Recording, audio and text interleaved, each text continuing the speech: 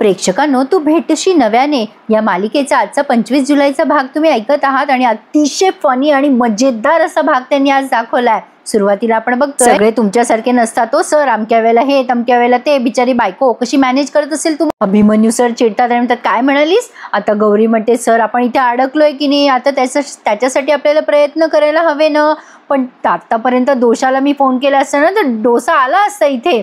अभिमन्यू सरांच्या लक्षात येतं आता की निनाद कॉलवर आहे। अभिमन्यू सर फोन घेतात, मग निनाद तिकडनं म्हणतात अरे आलं बाबा माझ्या लक्षात, तू आणि गौरी लायब्ररीमध्ये अडकलाय। हे सांगताना निनाद सरांना फार आनंद झालाय। आता अभिमन्यू सरांना काही समजेना पुढे काय बोलावं। अभिमन्यू सर गौरीपासून लांब जातात आणि मग निनादशी बोलतात, हे बघ अरे तू पटकन ये इथे आणि सोडव मला। निनाद म्हणतात हे बघ मी तुला सिक्युरिटी गार्डचा नंबर पाठवतो, तू त्याला कॉल कर। पण अभिमन्यू सर म्हणतात त्याला काय सांगू? अरे बाबा आधीच तर त्या गौरीच्या नावाने बोंबाबोंब चालली आहे आणि त्याला कळलं ना आम्ही अडकलोय तर अवघड होईल, अजून चर्चेला उधाण कशाला। आता निनाद म्हणतात तिची काळजी कशाला करतोयस तू? आता सर म्हणतात काय बोलतोयस निनाद? निनाद म्हणतात या प्रकरणात चूक कोणाची आहे हे तुझं तू ठरव आणि शिक्षा देऊन टाक। चूक काही असो, शिक्षा ही सगळ्यांना सारखीच असते की नाही? अभिमन्यू सर म्हणतात बडबड नको करूस, ताबडतोब ये 20 मिनिटात। निनाद म्हणतात हो हो येतो मी, पण काय ना मला जरा 2 तास लागतील कारण मला बायकोने भाज्या किराणा सामान हे सगळं सामान आणायला सांगितलंय आणि मी जर ताबडतोब तिथे आलो ना तर माझा घटस्फोट होईल बाबा, त्यामुळे कमीत कमी 2 तास मला लागतील। अभिमन्यू सर म्हणतात हे बाबा लवकर ये। निनाद म्हणतो बरं बरं 1 तासात पोहोचतो। अभिमन्यू सर म्हणतात हो लवकर ये बाबा, पण आता कोणाला काही सांगू नकोस आणि कळूच देऊ नकोस या प्रकरणाबद्दल, म्हणजे ते अडकलेत त्याबद्दल म्हणतात सर। निनाद म्हणतात हो रे बाबा तेवढा मी सुज्ञ आहे। आता प्रेक्षकांनो बघायला मजा येणार आहे तुम्हाला। आता तर गौरी ते दरवाजा आहे ना तो असा आतून उघडायचा प्रयत्न करत असते। अभिमन्यू सर तिला लांबून ऑब्झर्व करतात, तिच्या जवळ जातात ते। आता ही गौरी लगेच ते काम बाजूला ठेवते आणि म्हणते काय झालं, केव्हा येत आहेत निनाद सर? मग आता ते अभिमन्यू सर म्हणतात येतोय तो, काही वेळ लागेल त्याला। मग आता गौरी म्हणते बरं झालं येत आहेत ते, पण मी दोषाला सांगायला हवं होतं मी इथे अडकलीये म्हणून। आता गौरीला इच्छा असते की सरांचा फोन घेऊन दोषाला फोन करावा, पण एवढी हिंमत कुठे आहे तिच्या। इकडे अण्णा उदबत्त्या लावून लावून परेशान आहे, उदबत्त्याचे पैसे काही द्यायला तयार नाही अण्णा। अण्णाने त्या उदबत्त्या वगैरे लावल्या आणि आता सचिनला विचारतोय म्हणजे दोषाला आपल्या की काय रे गौरी केव्हा गेली? सचिन म्हणतो माझं लक्ष नव्हतं। अण्णा म्हणतो बरं बरं पण आता मी निघतोय, तू कड्याबिड्या नीट लावून घे। आता हा सचिन सारखा गौरीला फोन करत असतो। आता बोलता बोलता तो म्हणतो बरं बरं जा, मोबाईलची कडी मी लावेल। अण्णा म्हणतो ए बाबा मोबाईलची नाही दाराची म्हणलोय मी तुला। सचिन ठीक आहे असं म्हणतोय त्यांना। पण आता बघा प्रेक्षकांनो काय झालंय, गौरी लागते आता रडायला। अभिमन्यू सरांना कळे नाही काय रडतीये। अभिमन्यू सर म्हणतात काय झालं रडायला? गौरी काही बोलतच नाही। मग अभिमन्यू सर जोरात ओरडतात अरे काय झालं रडायला? गौरी म्हणते खेकसताय कशाला, जरा प्रेमाने विचारा ना। सर म्हणतात अरे बाबा काय झालंय तुला रडायला? गौरी म्हणते काय नाही झालंय, मी अशी उशिरापर्यंत कधी घराबाहेर थांबत नाही ना, माझ्या बाबांना काळजी वाटत असेल। मला असं उशीर झाला ना की त्यांचा जीव खालीवर होतो खूप, म्हणजे एरवी माझ्याकडे फोन असता तर मी केला असता, पण आता मला शोधत शोधत ते बाहेर पडले नाही म्हणजे मिळवलं। आता सर म्हणतात तिला नंबर दे। गौरी म्हणते कोणाचा? सर म्हणतात बाबांचा नंबर दे तुझ्या। गौरी म्हणते का? आता अभिमन्यू सर असे डोळे वटारतात तिच्याकडे बघून। मग गौरी तिच्या बाबांचा नंबर देतीये आणि मग अभिमन्यू सर तिच्याच हातात फोन देतात की तूच डायल कर म्हणून। गौरीने तिच्या बाबांना फोन केलाय आणि बाजूला जाऊन बोलते ती। आता गौरी जेव्हा कॉल करते ना तेव्हा तिच्या बाबांचा फोन वाजत असतो, पण तिची काकू जी आहे ना ती मुद्दाम फोन उचलत नसते। ती तिच्या मैत्रिणीशी कानातले कसे कुठून घेतले याबद्दल चर्चा करत असते। गौरी तिकडे तकतक करत असते तिचे बाबा का फोन उचलत नाहीये। पण आता बऱ्याच वेळ बेल वाजल्यानंतर तिचे बाबा धावत धावत येऊन कॉल उचलतात। गौरी आता फोन उचलल्यावर म्हणते बाबा कुठे होतात तुम्ही, किती उशीर केला फोन उचलायला?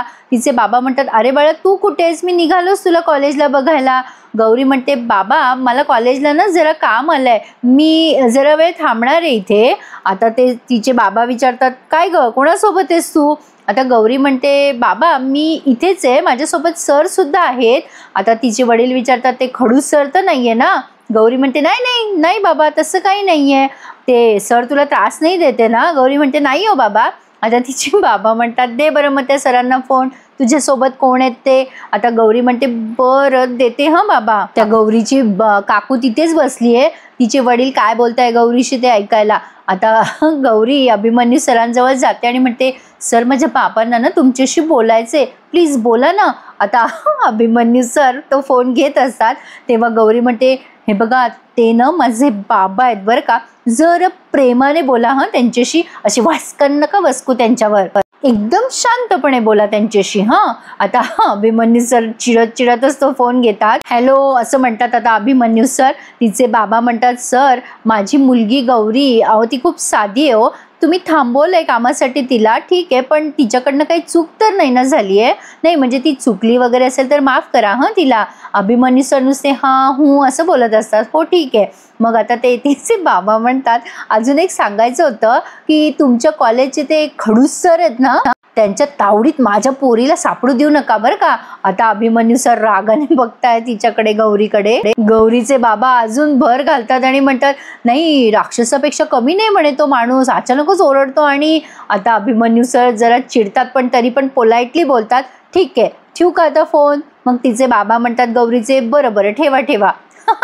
अभिमन्यू सर आता गौरीकडे रागाने बघतात. आता अभिमन्यू सर गौरीकडे बघत असतात तेव्हा गौरी म्हणते काय झालं, काय म्हणाले माझे बाबा. अभिमन्यू सर म्हणतात त्या राक्षसापासून वाचवा माझ्या मुलीला, असं म्हणाले ते. मला राक्षस आहे मी, राक्षस वाटतो, 2 शिंग आहेत का मला, का तोंडातून आग ओततो मी डोळ्यातून सुद्धा.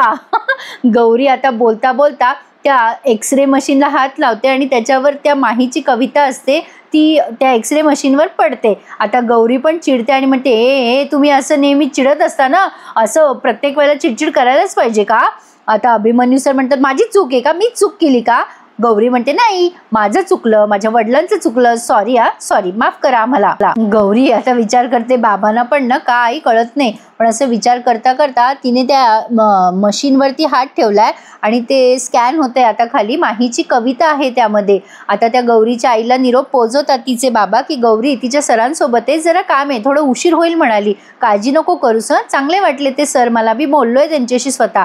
आता ही त्या गौरीची काकू येते आणि तिच्या आईला भडकवायचं काम करते. मुद्दाम म्हणते गौरी अशी रात्री अपरात्री फिरते, बरं वाटत नाही वहिनी. मग त्या म्हणतात गौरी तिच्या सरांसोबत आहे आणि चांगले माणूस आहेत ते, आत्ताच तिचे बाबा बोललेत मला. ती काकू म्हणते पण कोणाचा काय भरोसा. आता ती गौरीची आई म्हणते असं का बोलतेस ग नेहमी. आता ती म्हणते आता ही बाई मुद्दाम तिच्या गौरीच्या लग्नाचा विषय काढते, त्यांना सांगते की तुम्ही गौरीचं लग्न करून टाका, हे बघा कोणीतरी येईल आणि या घरावरचं कर्ज कमी करायला, चांगलंच आहे ना हे आपल्यासाठी. पण तिची आई म्हणते अगं तुला काहीच कसं वाटत नाहीये, माझी पोर शिक्षण सोडून या घराचा खर्च उचलतीये आणि तू तिच्या लग्नाच्या काय बाता करतेस ग. आता ती मुद्दाम त्यांचं माइंड जरा डायव्हर्ट करते आणि म्हणते बघा तुम्हाला कळत नाही वहिनी, पोर अशी घरात ठेवून नाही तरणी ताठी वगैरे वगैरे. आणि मग म्हणते की मग त्या म्हणतात तुला काय ओळख आहे ग माणसांची एवढी, म्हणजे या दोघी जावाजावांचे भांडणं दाखवलेत त्यांनी. आता ती एकदम म्हणते हो ठीक आहे नाही ओळख मला, पण आता शिकले मी माझ्या अनुभवाने, म्हणूनच सांगते की गौरीचं लग्न लावून टाका. आणि आता चांगला जर एखादा मुलगा मिळाला जो या घरावरचं कर्ज कमी करेल तर काय हरकत आहे वहिनी, विचार करा.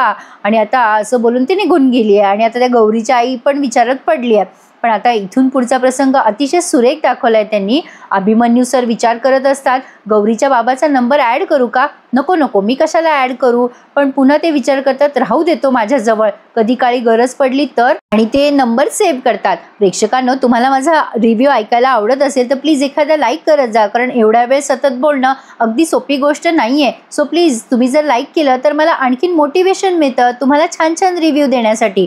असो पण आता अभिमन्यू सरांना तिथे बेंचवरती माही लव तन्वी असं कोरलेलं दिसतंय. आणि आता आपण माही आणि तन्वीचा एक प्रसंग बघतोय. माही लायब्ररीमध्ये आलेला असतो आणि त्या सरांना विचारतो सर इथे गाडगिळ म्हणून कोणाचं नाव रजिस्टर आहे का बघा बरं. ते सर म्हणतात थांब बघतो. आता ते सांगतात नाही कोणाचंच नाव रजिस्टर नाही आहे. मग माही विचारतो अहो प्रिन्सिपलची मुलगी आहे ती आली आहे म्हणे आपल्या कॉलेजला नवीन ॲडमिशन घेऊन, प्लीज कोणाची एंट्री झाली ना तर मला लगेच कळवा हं. आता ते सर म्हणतात बरं कळवतो. आता इकडे ही तन्वी माहीच्याच विचारांमध्ये गुंग झालेली असते आणि त्या विचार करता करता तिने ते कर्कटकने बेंचवरती माही असं नाव कोरलेलं असतं. माही तिची तंद्री तोडतो आणि म्हणतो हे काय झालं तुला, काय विचार करतेस, नवीन ॲडमिशन आहे ना तुझं, पण आता या माहीने आवाज दिल्यामुळे हिची तंद्री तुटली आहे. ती नुसती असं करते. माही म्हणतो, ए तुला माहितीये का ग प्राचार्य मॅडमची मुलगी कोण आहे, किंवा गाडगीळ नावाच्या एखाद्या मुलीला तू ओळखतेस का ग? आता तन्वी स्वतः गाडगीळच आहे, पण या माहीपासनं तिची ओळख लपवण्यात येते. आता ती नाही असं म्हणते. आता माही तिला म्हणतो, एक सांगू का तुला, असं डायरीमध्ये वगैरे लिहित बसण्यापेक्षा पक्के मित्र बनव. अगदी पक्के, ते कायम तुझ्या सोबत राहतील. तन्वी डायरी लिहित असते म्हणून माहीने तिला हा प्रेमाचा सल्ला दिलाय. आता असं बोलून तो तिथून निघून जातो. बहुतेक तरी तन्वी माहीला अगदी पहिल्याच नजरेमध्ये तिचं मन देऊन बसली आहे, म्हणजे ती माहीच्या प्रेमात पडली आहे असं दिसतंय खरी प्रेक्षकांनो. गौरी तन्वीच्या लुकमध्ये जास्ती क्यूट दिसते नाही प्रेक्षकांनो. आता पुन्हा एकदा गौरीच्या हातनं ते सगळे पुस्तकं बदाबदा खाली पडतात. अभिमन्यू सर त्या पुस्तकाच्या आवाजाने तिथे येतात आणि त्यांची तंद्री त्यामुळेच तुटते, म्हणजे ती आठवण ते आठवत असतात ना. आता गौरी त्यांना म्हणते, सॉरी सॉरी सॉरी सर. गौरीला पुस्तक ठेवता ठेवता एक पुस्तक दिसतंय, हृदय विकाराचा मित्र म्हणजे राग. बघितलं का सर? गौरी अभिमन्यू सरांना म्हणत असते. अभिमन्यू सर म्हणतात, चुका तू कर आणि खापर माझ्यावर फोड. गौरी म्हणते, सर हे दुष्टचक्र आहे बरं का. नाही काय होतं, तुम्ही चिडता, मग मला भीती वाटायला लागते, मग टेन्शन येतं आणि मग त्या टेन्शनमुळे ना माझ्या हातून चुका होतात. अभिमन्यू सर म्हणतात, चूक केली नाही तर मला कशाला राग येईल? गौरी म्हणते, अहो सर पण माझ्या हातून चुका होत नाही, तुम्ही का राग करता? अभिमन्यू सर म्हणतात, हो ना, पण माझा राग स्वभावातच आहे. गौरी म्हणते, पण माझ्या स्वभावात चुकणं नाहीये ना, तुमच्या रागामुळे मला टेन्शन येतं आणि अशा हातून चुका घडतात. अभिमन्यू सर म्हणतात, म्हणजे मी राक्षस आहे असंच म्हणायचंय ना तुला? आणि गौरी म्हणते, नाही सर, तुम्ही राक्षस नाही आहात. ॲक्च्युली ना तुम्ही फणस आहात, फणस. बाहेरून एकदम काटेरी आणि आतून एकदम गऱ्यासारखे मऊ मऊ. खूप चांगले आहात तुम्ही मनात, पण सतत रागवून चिडून ओरडून तुम्ही तुमची बाहेरची इमेज अशी काटेरी करून घेतली आहे. आणि आता अभिमन्यू सर एकदम शांत बसलेत, जणू काही गौरीने त्यांच्या रागावरती हलकेच फुंकर घातली असं वाटतंय प्रेक्षकांनो. आता ते अगदी शांत बसतात. गौरी म्हणते, सर तुम्ही इथून जा बरं, मला टेन्शन येतं तुम्ही इथे समोर उभे राहिले की. पण आता रागिणीचा कॉल त्यांना आलाय. अभिमन्यू सर तो कॉल रिसीव्ह करतात आणि नुसतं असंच बोलत असतात. रागिणी त्यांना म्हणत असते, सॉरी मी कॉलेजमध्ये तुझ्याशी जरा हार्श वागले, खरंच सॉरी. मी आज तुझ्यासाठी तुझ्या आवडीची डिश घेऊन येऊ का, म्हणजे तुझा मूड जरा ठीक होईल? बोल ना रे अभि, काहीतरी बोल. तेव्हा ते नुसतं करतात अभिमन्यू सर. मग ही म्हणते, काय रे नुसतं हा, सांग ना मला माफ केलं की नाही, बोल ना रे अभि. मग आता अभिमन्यू सर म्हणतात, हो केलं मी माफ. एवढंच बोलून त्यांनी आता फोन ठेवून दिलाय आणि आता ते शब्द ऐकते ही गौरी आणि म्हणते, काय सांगताय, माफ केलं तुम्ही मला? आणि तेवढ्यात आता निनाद सर पोहोचलेत कॉलेजला आणि आता ते सिक्युरिटी गार्ड काही त्यांना आज जाऊ देना. निनाद सर म्हणतात, अरे बाबा मी प्रोफेसर आहे या कॉलेजचा, माझं अर्जंट काम आहे. पण ते म्हणत असतात, नाही सर कॉलेज बंद झालंय, आता तुम्ही जाऊ नका. तो काही केला त्यांना जाऊ देना. शेवटी ते म्हणतात, अरे बाबा मला ना कोविडचे जरा नोट्स काढायचे आहेत, काहीतरी इकॉनॉमिकल फायदे तोटे असं काहीतरी त्याला लंबलचक सांगतात. त्यामुळे त्याला बिचारायला काही कळत नाही आणि मग तो सरांना आज जाऊ देतो. अभिमन्यू सरांना प्रचंड टेन्शन आलेलं असतं आणि मे बी त्यांना भूकही लागलेली असते, त्यामुळे त्यांचे पायाचे म्हणजे पाय असे ते हलवत असतात आणि गुडघे सुद्धा. आता ही गौरी म्हणते, काय झालं तुम्हाला, असे पाय का हलवताय, भूक लागली आहे का तुम्हाला? अभिमन्यू सर म्हणतात, मला काहीही झालेलं नाहीये. गौरी विचार करते, काय माणूस आहे हा, भूक लागली ते पण चिडूनच सांगतो. भूकच लागली असेल ना म्हणून तर असं करताय. असो, पण आता तिला आवाज येतोय दरवाजा उघडण्याचा. आता ह्या अभिमन्यू सर तिला म्हणतात, निनाद सर त्या सिक्युरिटी गार्डला ते कुलूप उघडायला लावत असतात. आता अभिमन्यू सर तिला म्हणत असतात, शांत बस, आवाज करू नको. गौरी म्हणते, का? अभिमन्यू सर म्हणतात, त्याच्यामुळे तुलाच त्रास होईल, गप्प बस जरा आणि बाजूला सरक इकडे. आता गौरी तिकडे बाजूला होते. अभिमन्यू सर समोर जाऊन आता दरवाजाच्या बाहेर पटकन जातात जेव्हा ते कुलूप उघडलं जातं. गौरीला त्रास होऊ नये म्हणून अभिमन्यू सर हे सगळं करताय, कारण कुठलीही मुलगी अशी परपुरुषासोबत जर एकटी दिसली तर कोणी पण चर्चा करेलच, हे अभिमन्यू सरांना चांगलंच माहिती आहे.